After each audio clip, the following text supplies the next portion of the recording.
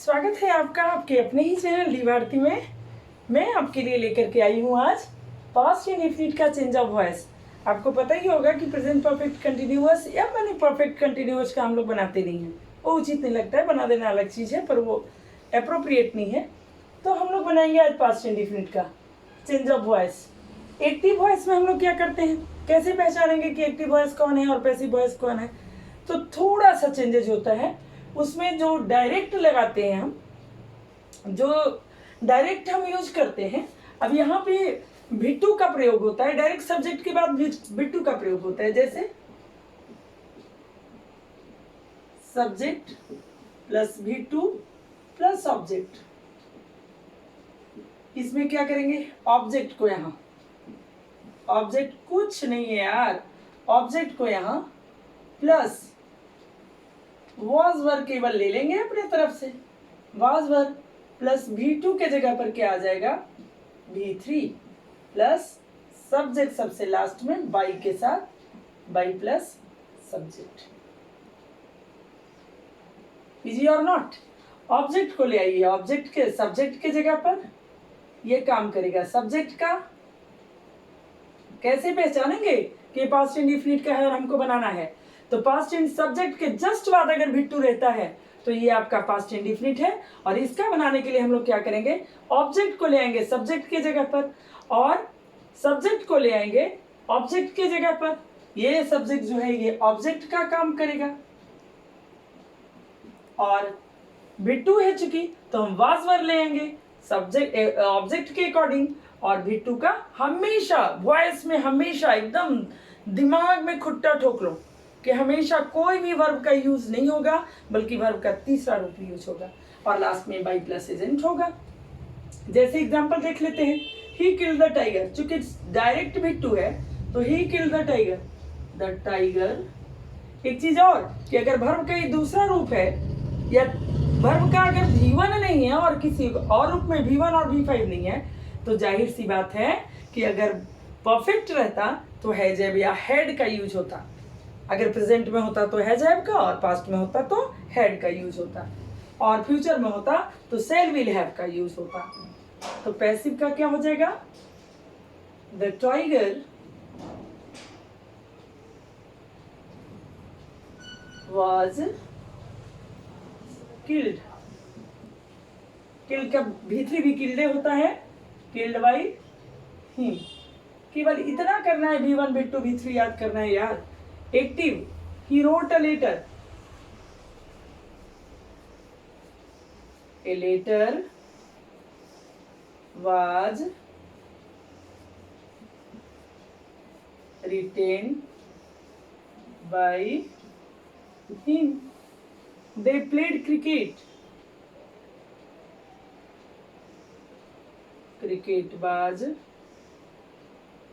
played। देखो by them अगर नहीं भी लगाओगे, इसीलिए मैंने लास्ट में ऐसे घेर दिया इसको। बार बार मैं कह रही हूं कि दे का प्रयोग नहीं भी करोगे तो चलेगा। क्रिकेट वाज प्लेड क्योंकि उसमें ढेर सारे लोग होते हैं, इसलिए बाई देम का प्रयोग नहीं भी करोगे तो चलेगा, कंप्लीटली चलेगा। एक बार इसका स्क्रीनशॉट लो, फिर मैं हिंदी से आपको ट्रांसलेट करने के लिए बताऊंगी वॉइस। चलिए अब कुछ सेंटेंसेस को हम लोग देख लेते हैं। इंग्लिश तो हम लोगों ने सीख ली कि कैसे एक्टिव वॉइस से पैसिव वॉइस में करेंगे, पर उसी पैसिव वॉइस को बनाने के लिए पास्ट इंडेफिनिट में हम लोग कैसे, जो सेंटेंसेस हम लोग डेली यूज में बोलते हैं, जो प्रतिदिन बोलने के क्रम में प्रयोग करते हैं, उन सेंटेंसेस को हम कैसे बनाएंगे। डायरेक्ट अगर इंग्लिश टू इंग्लिश ना रहे तो जब हमें उसे बोलने के क्रम में यूज करना, तब हम क्या करेंगे, तब करेंगे मुझे पढ़ाया गया, I was taut, I was taut. बहुत इजी। कार खरीदी गई, a car was purchased.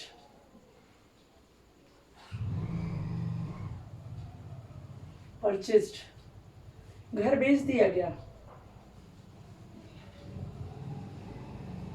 A house was sold. उसके द्वारा कहानी पढ़ी गई, a story was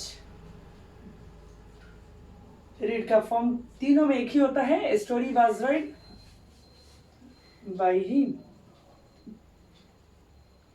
मुझे इस काम को करने को कहा गया। आई वॉज सेड, या टोल्ड भी कर सकते हो, I was said to do this work.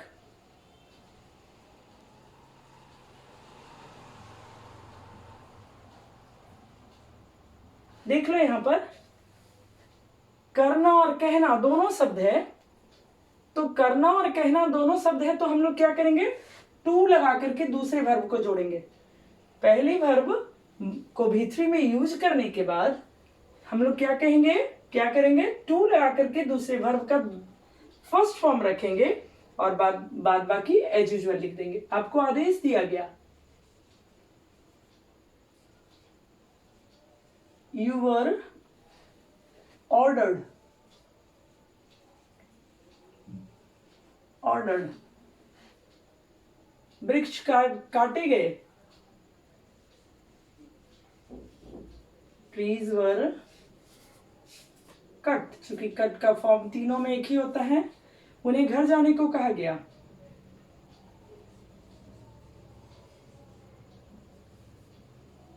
They were sad to go home.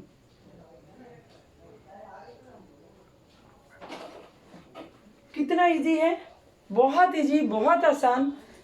करने का प्रयास किया करो। सबसे पहले मैंने उसे बताया जो active to passive English to English. अब मैं आपको ये बताइए कि आप कैसे, अगर इन सारी चीज़ों को आप बोलने में ओरली जब इस्तेमाल करोगे तो आप कैसे करोगे। अब इस तरह के एक सेंटेंसेस मैं देती हूँ, आप इतने सारे सेंटेंसेस को लेकर के घर में होमवर्क तो करना पड़ेगा। होमवर्क अगर नहीं करोगे तो फिर हवा हवाई सारी चीज़ें हो जाएंगी, हवा हवाई कुछ आने नहीं वाला है। और टाइम काटना तो बहुत आसान काम है, तो टाइम नहीं काटना है। आप पढ़ो और ईमानदारी से पढ़ो। तब तक अपना ख्याल रखना और तब तक के लिए बाय बाय।